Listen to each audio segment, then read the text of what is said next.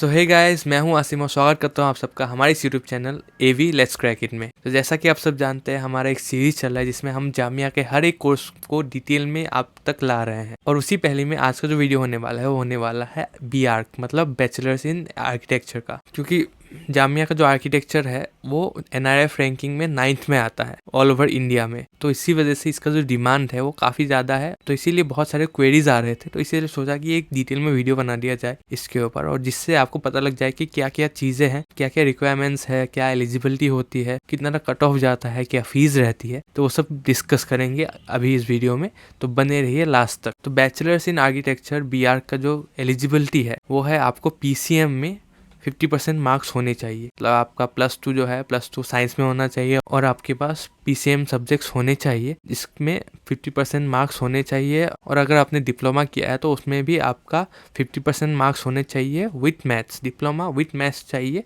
15% marks के साथ। तो कैसे एडमिशन होता है इसमें? तो बहुत सारे स्टूडेंट्स पूछते हैं कि किसके थ्रू होता है, जामिया खुद एंट्रेंस कराती है या JEE वाला आर्किटेक्चर वाला एग्जाम देना पड़ता है या नाटा वाला देना पड़ता है। तो अभी लास्ट 2 ईयर्स से जामिया का जो है एंट्रेंस नाटा के थ्रू होने लगा है BArch के लिए। तो इसके लिए आपको national aptitude test in architecture मतलब नाटा का एग्जाम देना पड़ता है, और उसी के बेसिस में जो मार्क्स आता है उसका ही जो कट ऑफ आता है। तो अगर मैं बात करूँ जामिया में कितने सीट्स है आर्किटेक्चर में, तो आर्किटेक्चर का 2 सेगमेंट है, एक है रेगुलर वाला, एक है सेल्फ फाइनेंस वाला। दोनों में 40 सीट्स होते हैं, लेकिन दोनों का जो है फीस अलग अलग है। सब कुछ सेम है, कोर्स भी सेम है, सब कुछ सेम होता है, लेकिन जो फीस होती है वो सेल्फ फाइनेंस में थोड़ा ज़्यादा होता है, रेगुलर में थोड़ा कम होता है। जो रेगुलर BArch है उसका जो फीस होता है वो होता है 16,150, और जो सेल्फ फाइनेंस वाला है उसका जो फीस होता है सालाना वो होता है 85,790 का। तो काफ़ी अंतर है दोनों में। तो इसीलिए लोग ट्राई करते हैं कि अच्छी खासी मार्क्स आ जाए ताकि रेगुलर के लिए वो लोग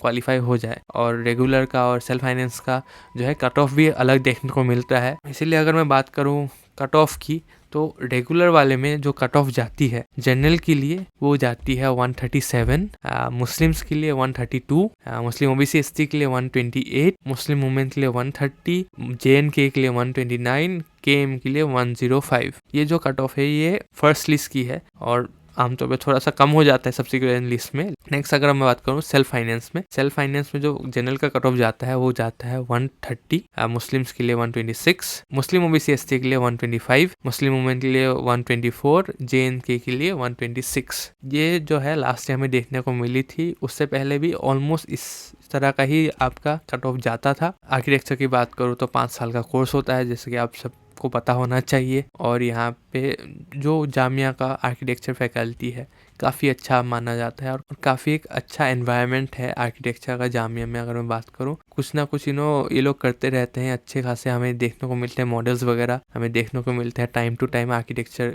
डिपार्टमेंट में जब भी हम जाते हैं। और इसका डिपार्टमेंट भी अगर मैं बात करूँ, जो फैकल्टी का बिल्डिंग है वो भी काफ़ी यूनिक सा है, तो इसीलिए काफ़ी रेपुटेड है। तो अगर आप प्रिपेयर कर रहे हैं तो अच्छे से प्रिपेयर कीजिए, नाटा का फॉर्म भरिए, उसके बाद जामिया का फॉर्म भरिए। जामिया का फॉर्म में आपको नाटा का जो है वो एप्लीकेशन नंबर डालना पड़ता है, इसका बात का ध्यान रखिएगा। जब आप नाटा का एग्जाम दे देंगे उसके कुछ टाइम बाद में जो है कट ऑफ आ जाती है, तो नॉर्मली वही देखने को मिलता है, जून जुलाई के आसपास कट ऑफ आ जाता है। अगर आपने भरा हो तो जून जुलाई तक का आपको वेट करना है। अगर आपकी कुछ गलती हो जाती है फॉर्म भरने में तो जामिया उसका भी आपको टाइम देती है, क्योंकि एक लिस्ट निकल जाता है। अगर आपका कुछ गलत हुआ है फॉर्म में तो उसको करेक्ट करने के लिए आपके पास आ जाता है नोटिस, तो उसका भी आप अपडेट रखिएगा, क्योंकि और आपका मिल भी रहा हो तो उस वजह से आपकी सीट जा भी सकती है, तो वो भी ध्यान रखिएगा। नो डाउट आप लोग अच्छे से प्रिपेयर कीजिए। Thanks for watching the video guys, मिलते हैं और एक वीडियो में, तब तक के लिए जय हिंद, जय असम।